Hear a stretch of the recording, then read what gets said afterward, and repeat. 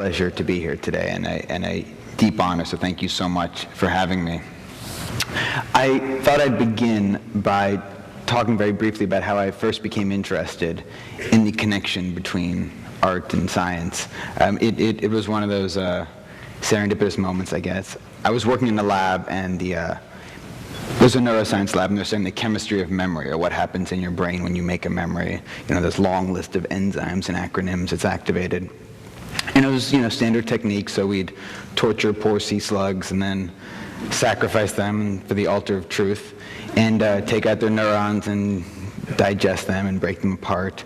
And you're left with this list of chemicals that we argued were essential for memory. And if you ever worked in a science lab, you quickly discover that there's lots of downtime. You're always waiting for experiments to finish, that the process of knowledge is very slow and very tedious. And so to pass the time, I got into the bad habit of bringing along novels to read. I'd be waiting for my sea slugs to do their thing, and so I'd read a little Philip Roth or Saul Bellow. And one day I brought in Swann's Way, the first volume of the Proustian epic. And I got sucked into this great melodrama about love and lost love. And about, a couple hundred pages in, it suddenly occurred to me that this novel about memory, Proust was a weird guy who basically never left his bed. He had a cork-lined room and subsisted, it seems, mostly on roast chicken, beer, and barbiturates. And so he was forced to write 3,000 pages of melodrama purely from his own memory. And the novel really is structured as an investigation into our memory, into how it works and where it comes from. And in reading this novel about memory, it suddenly occurred to me that this fiction had anticipated so many of the scientific facts that we'd been trying to discover in the lab and that had been discovered over the last couple of years in modern neuroscience. So to take the most obvious example, there is that wonderful moment, it's almost a cliche at this point, where Marcel, the narrator, the first 50 pages are really just about how he can't sleep, and then one day he's eating a Madeleine, that's lovely seashell-shaped cookie that they now sell at Starbucks. And he describes how he'd seen these cookies in bakeries all across Paris 1,000,000 times, and nothing had happened. He'd just seen them, but he always went for the croissant, so it wasn't a big epiphany. But then one day he decides to go for the cookie, this lemony, buttery cookie, and he dips it in his lime flour tea, and then the crumbs mixed with the lime flour tea all of a sudden summon back this incredibly intense childhood memory, this epiphany about being an 8-year-old at his aunt's house. And that's where the novel really begins. It begins from that one sentimental spark. And when you actually read Proust's 2-page description of this moment, he says some really interesting things. For instance, he talks about how he'd seen these Madeleines many times, but it wasn't until he put it in his mouth, how it was by smell and taste alone, as he put it, that the memory came flooding back to him. And he really makes an argument, not just here, but several times throughout the book, that there is something uniquely nostalgic about the nose, about the tongue, about the sense of smell and taste, about these olfactory senses. And it turns out, just on this one very minor point about memory, that Proust was exactly right. That 25 years ago, scientists were looking at how the brain connects, trying to figure out how our senses connect to the hippocampus, which is a brain area. It's it's like the big file cabinet in the brain. It's the repository of long-term memory. And they discovered something a little odd, which is that the olfactory cortex, where your nose and tongue project to, is the only sense that's got a direct connection to the hippocampus. It's the only sense that's directly connected to the center of long-term memory.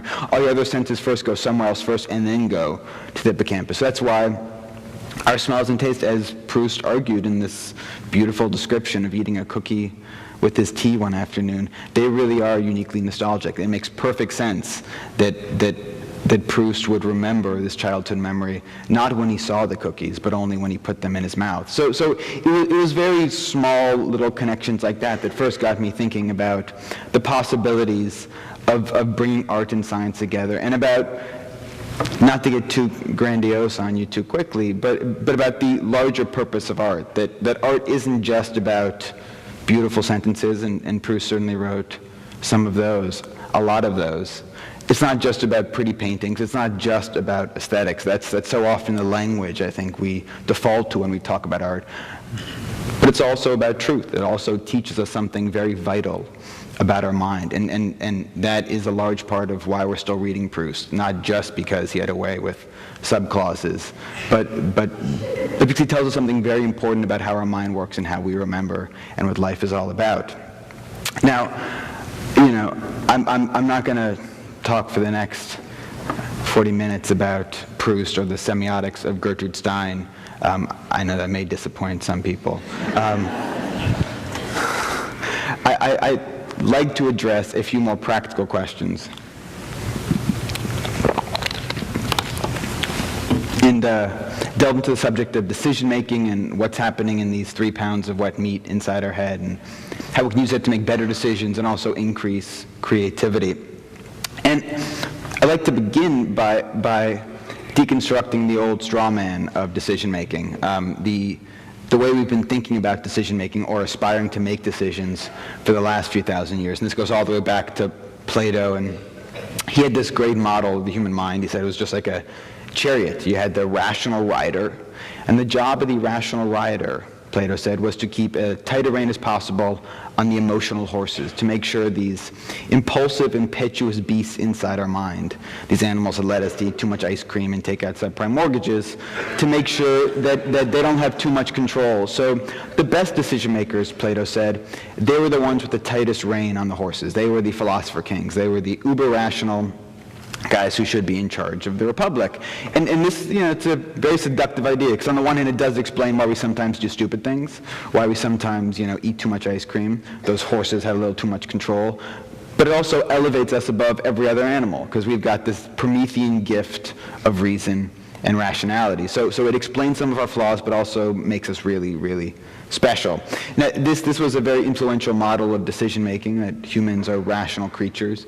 Freud shoplifted the metaphor, and he argued that one of the big purposes of therapy was to solidify the superego, the rational brain, and teach it how to do a better job of dealing with the id, dealing with these wild horses. So even though the vocabulary changed, although Proust did use the charioteer model several times in his writing, the basic model remained the same. This was also a very influential idea for modern economics. So you have the rational agent model, you have whole textbooks, whole fields like macroeconomics that find you can make really elegant theories about how humans behave if you simply assume we're rational creatures, if we act like Homo economicus. Now, that wasn't supposed to be a laugh line, but I guess it's, at this point, just so ridiculous. It strikes most people as comical. So I guess the laugh gave away the moral, which is that we don't act like Homo economicus. We're not rational creatures at all. That this lovely idea, which elevates us above every other creature, is completely wrong. And that's one of the things I think you learn when you open up the brain and look at this gelatinous black box we have, which is that we're actually not nearly as rational as we like to think we are. And I think one of the first really compelling pieces of evidence for this comes from the work of a neurologist named Antonio Damasio, who's now at the USC Creativity Institute. In 1982, he saw a patient named Elliot. Elliot was a senior account executive in a Fortune 500 company, a very smart guy, and he had a brain tumor in his frontal lobes. And after the surgery, they assumed that it was like this miracle story of medical surgery, that they removed the tumor, but didn't injure any of his critical faculties. So he scored 97th percentile on the IQ test before the surgery, scored 97th percentile after the surgery, no loss of language, no aphasia, nothing. So it seemed great. But then Damasio was talking to Elliot and noticed that, Elliot just seemed oddly cool, oddly unemotional. He seemed like, it was like talking to Spock. And so he did a number of tests, and he found that sure enough, Elliot had lost the ability to experience emotion. So they nicked a nerve, and the part of the brain that projects, that makes us conscious of all these everyday emotions and feelings, pleasure, pain, anxiety, Elliot just couldn't experience them. So you'd think if you were Plato, that someone who couldn't experience emotion, that he would be the best decision maker possible, right? He would be the philosopher king. He would make the perfect set of decisions because he had no wild horses leading him astray. But that's not at all what happened to Elliot. Elliot's tragic story began when Damasio gave him a blue pen and a black pen to sign his patient consent form. And he quickly realized, because it took Eliot 30 minutes to choose which pen to use, that Eliot had a problem making decisions. Eliot was pathologically indecisive.